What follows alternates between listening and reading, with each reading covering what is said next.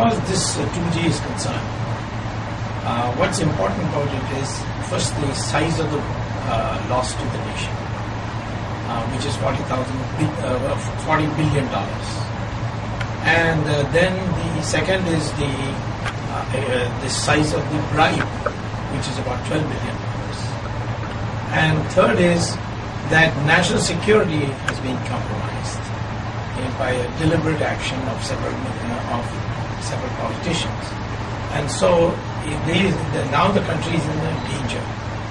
And corruption is no more now only a question of politicians earning some money. It is having an economy-wide effect. It distorts investment priorities because people with black money spend mostly on luxury goods. So luxury goods industry's rate of return goes up. Then they use the money to hoard food grains and sugar and oil and these things. And therefore common man's goods inflation also takes place. Then our stock market gets rigged because this black money is used by various devices which the government ministers have legislated on. So it's a ramification of it is enormous, and if we can't stop 2G, then we can say goodbye to our society as having any hope of becoming a clean society in the future. So Dr. Swamy, thanks for telling on a higher level the implications and all, but in a second level, can you tell us what exactly happened and who did what and what is the reason for this $12 billion? Well, the corruption took place because, you see, first of all, people don't know the difference between 1G, 2G, 3G. But there's a joke going around that the Prime Minister was asked, what is this 2G? He said, Sonia G and Rahul G is all I know. So, actually G stands for generation. The first generation was the cordless phone, where only your voice could travel wirelessly or by airwaves. Then came this 2G, where emails, MMS, SMS, then photos, they could be sent. Then the third generation, 3G, you can see a video of whom you're talking to, and the person who takes your phone can also see you on the other side. So as the frequency cycle increases, the amount of information you can send wirelessly also increases. And therefore in the sky you have to partition the sky to see that these waves don't clash with each other. That's called spectrum. That's partitioning, each partition is called a spectrum. So this spectrum has to be allotted because it's not unlimited. And because it's not unlimited, therefore it has to be allocated in a very efficient way. The most efficient way is an auction. That's what most people had recommended also. But the telecom minister decided no auction. He claims that the BJP government also did the same thing and all. That's not an argument. The argument is we take care of BJP later. But first, you admit that what you did was wrong. And second thing is that he fixed the price of spectrum at 2001 price, arbitrarily. Okay.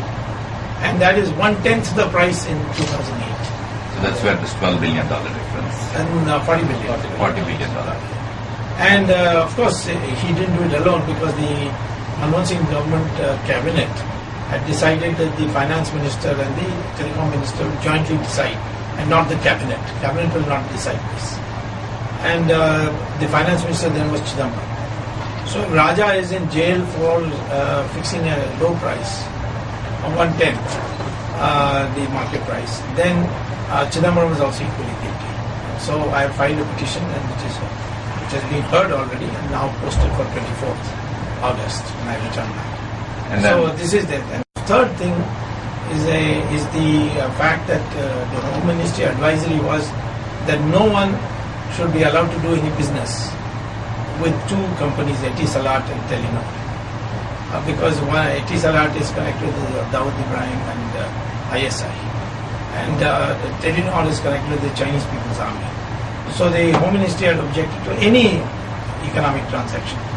But the two favorite companies of Raja, which are not even telecom companies but real estate companies, they got the license and immediately sold it to, one sold it to Etisalat, the other sold it to Telenor at 8 times the price they paid.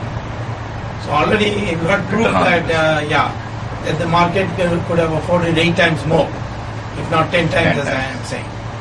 So this is, violation of national security. So I've asked for all licenses to be cancelled. So that petition has been heard and the judgment has been reserved. So it may come any day. So this is the nitty-gritty.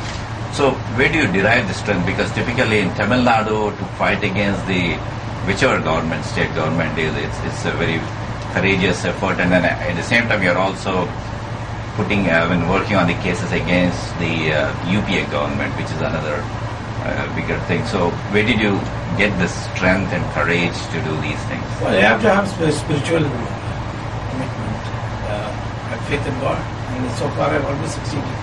I first fought Ramkrishna Hegde. I brought him down. He was at that time considered the most popular value-based politician, as people used to call him. But it turned out he was very corrupt. Then I fought Jayalalitha, who was murderous actually. Many attempts were made on my life. But in the end she lost and went to jail on the basis of my case. So I have that faith that if I do the right thing, then there will be divine intervention to protect me. శ్రోతలు యువ Telugu radio కార్యక్రమం వింటున్నారు. ఇంగ్లీష్లో వింటుంటే మళ్ళీ ఇదేంటి మనం వేరే ఛానల్ వచ్చేసామని అనుకోవచ్చు. నేను మీ వ్యాఖ్యాత గోపాల్, నాతో పాటు కేసీ గారు ఉన్నారు. ఈ రోజు మన స్టూడియోలో ఒక ముఖ్య అతిథి డాక్టర్ సుబ్రహ్మణ్యం స్వామి గారు 2G స్కామ్ గురించి చాలా కష్టపడుతున్నారు కూడా. ఆయన మన స్టూడియోలో ఉన్నారు. ఈవేళ మధ్యాహ్నం సనాతన ధర్మ ఫౌండేషన్ వారు చేసే హిందూ యూనిటీ డేలో అధర్మ ఆఫ్ కరప్షన్ దాని గురించి ప్రసంగించడానికి డాలస్ కు వచ్చారనమాట. ఈ కార్యక్రమం sdfglobal.org కి వెళ్తే మీకు తెలుస్తుంది. ఈ రోజు పొద్దున 11 నుంచి సాయంత్రం 4 వరకు హాలిడే ఇన్ ఎక్స్ప్రెస్ లో ప్లేనోలో 75 అండ్ పార్క్ దగ్గర ఉంది. డాక్టర్ స్వామి గారు వెళ్ళిపోవాలి కాబట్టి ఎక్కువ సమయం లేదు కాబట్టి 2-3 ప్రశ్నలే వేయడం జరుగుతుంది. Doctor Swamy, here is a question. You were the first one to object to and go on petition against the national leave and the eligibility of Sonia Gandhi to become the Prime Minister of India. That's right. So what are your reservations against her nationality, whereas to a common man it appears that she is eligible as a citizen of India to become the Prime Minister of India? Well, there are two things. First of all, what I objected to at that time was there was a clause which has been now removed, but it is unconstitutionally removed, so I can challenge it, the removal in it.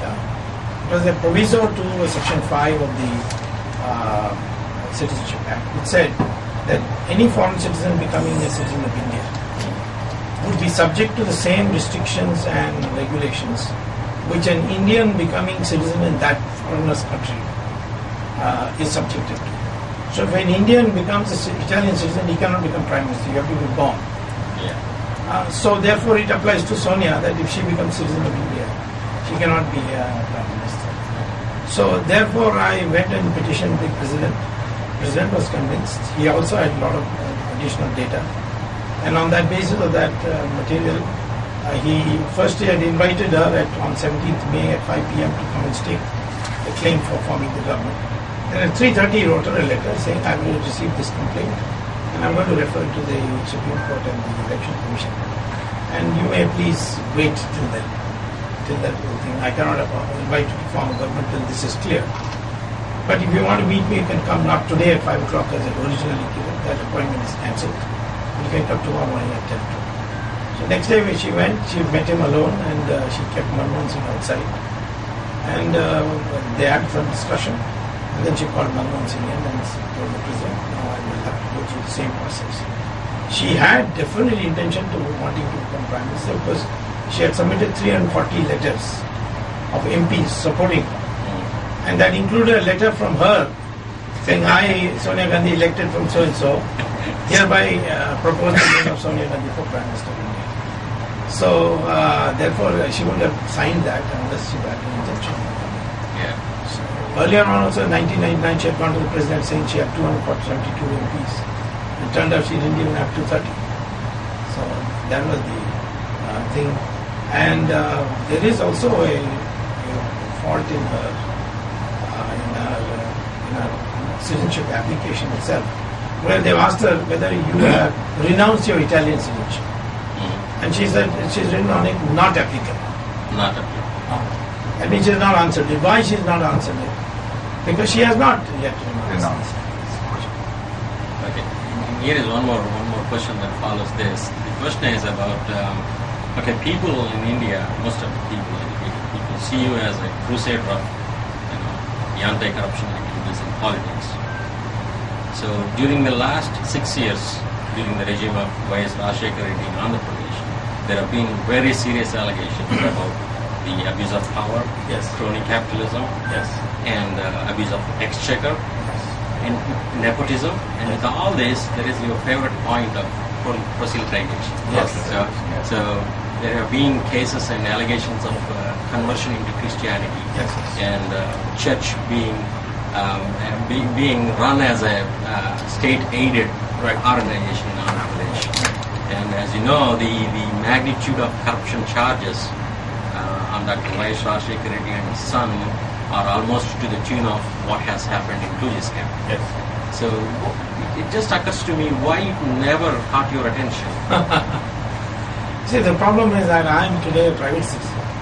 Mhm. If you appoint me as director of CBI, I will definitely would have taken it. All this requires a lot of hard work. Yeah. And people with money have all the best lawyers and so on. So I have to defeat them in court. Yeah. So it's basically the fact lack of public office in my part that I have to pick and choose. Okay. Definitely, if you put me in a position where I become in charge of CBI, then I can tell you any case you refer to me, I'll investigate. So do you, by going what you see and what you read and being in the higher echelons of Yes. politics, do you see a prima facie evidence against Dr. Y.S. Rajshekar Reddy? Oh, 100%. There's no doubt about that. In fact, his bank account, when I got it confirmed from a friend abroad, was 78,000 crores. And his son owes an explanation whether he inherited that money or not. So as an economics professor, you know that the material rise is not really possible in the corporate world within a span of 6 years. Well, crises can come at any time because events happen suddenly. See, these congressmen were all losing. Suddenly, Sonia Gandhi has got some terrible cancer, and everything is changed. Yeah. So, we can only do the right thing. That is, the philosophy should be we do the right thing. What happens in the future is determined by events, which is not in your control. That is God. God does it. So that's how. So coming to going after, related to what Casey asked Dr. Swamy, we need more of Dr. Swamis. So, because maybe I should start a school and school, or do you have a succession plan, or are you training or grooming? What's happening in that you see, area? the thing is that yes, I have a team. Otherwise, I can't do all this paperwork. Sitting in America, sometimes sitting in some place else, go to China sometimes, and still coming to court all fully prepared with all the papers filed. I have a team. I don't expose them. There are people who target them. Today, in fact, in my house in Delhi, when I'm not there. My wife was not there, nobody was there. Only my granddaughter, 10 years, was there. A mob attacked my house, you see. So the question is that if it's easy, I can immediately the police came and drove them away and all that. But my team people, you see, when they become to the public eye, they'll be in trouble. So I keep them and tell them to stay in the background.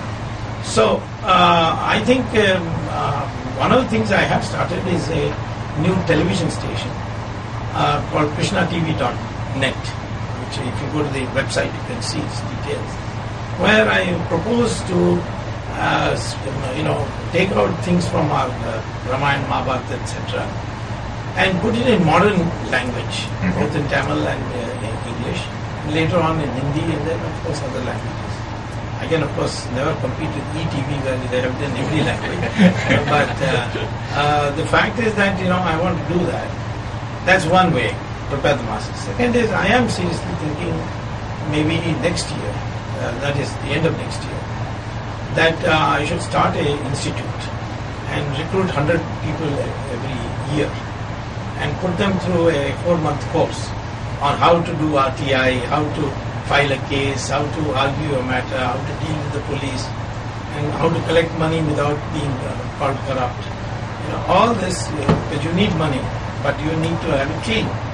So how to keep accounts, all these basic things, basic tools of politics. Intended to. Yes, that's most needed, Dr. Swamy. As I said, we need more Dr. Swamy, so more and more grooming is needed. You're making some other people very angry by saying that. Well, eventually it will be good for the country. So, శ్రోతలు యువ Telugu radio కార్యక్రమం వింటున్నారు. Doctor Subrahmanyam స్వామి గారు మన స్టూడియోలో ఉన్నారు.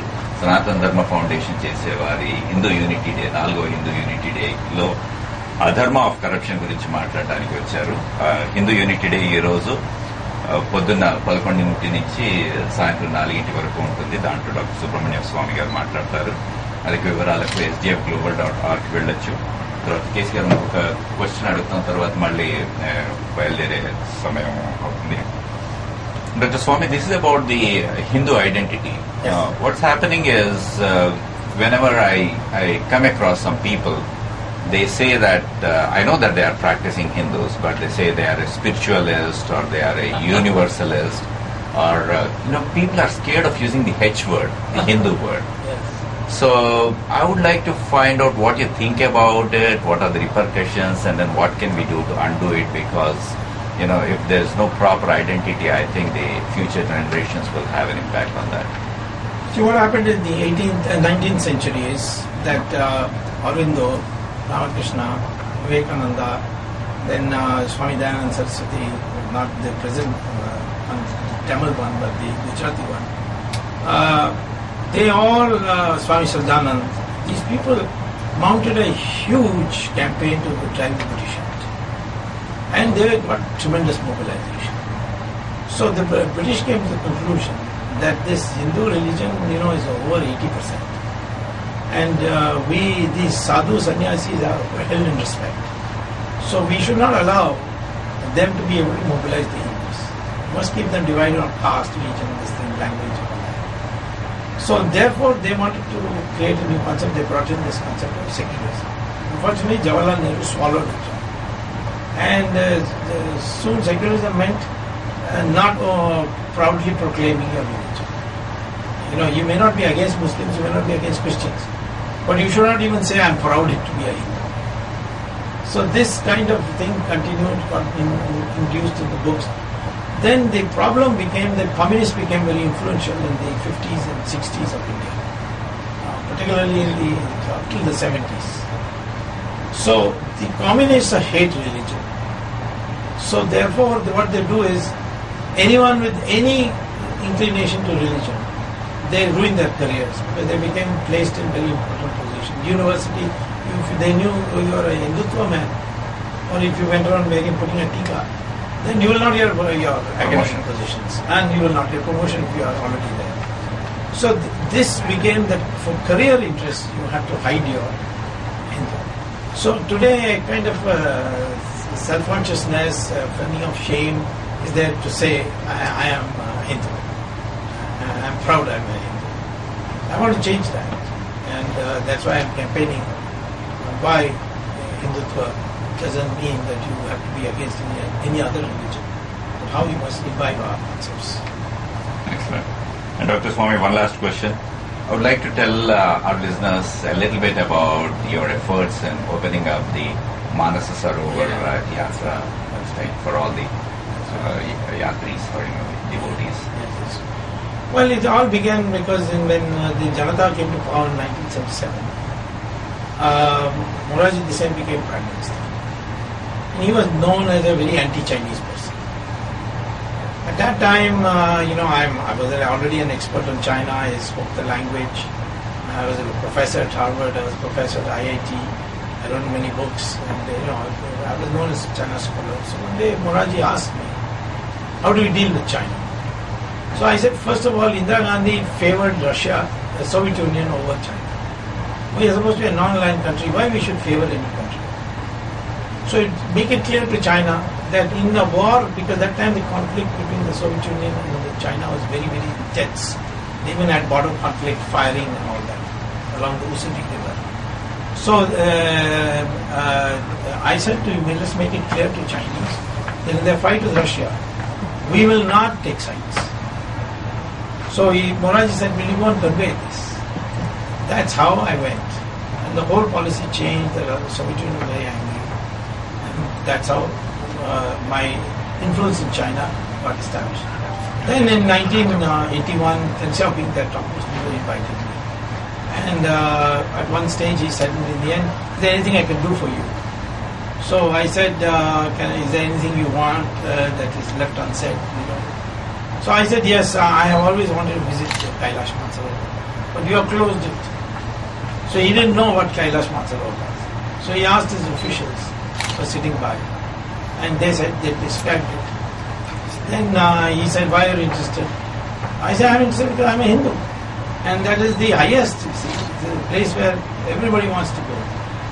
So he said, okay, we'll give us 2-3 months. We'll clear up the place because these officials say that everything is now blocked there. And then on the condition that you go first, I will allow. Now I had an Indian ambassador present with me in the talks. So he filed a report. So Mrs. Gandhi was then Prime Minister. So when the clearance came that yes, Hindu pilgrims can go to school, Mrs. Gandhi herself told me, although we were earlier on very bitter enemies, but slowly, because of Rajiv Gandhi, I started becoming friends with her also. Rajiv Gandhi was a very good friend of mine. So, therefore Mrs. Gandhi said, yes, you go first. So the first batch of 20 people went. They were all intelligent people. I don't know how about disclosing that. They said, we have never seen Tibet, so please take us along with you.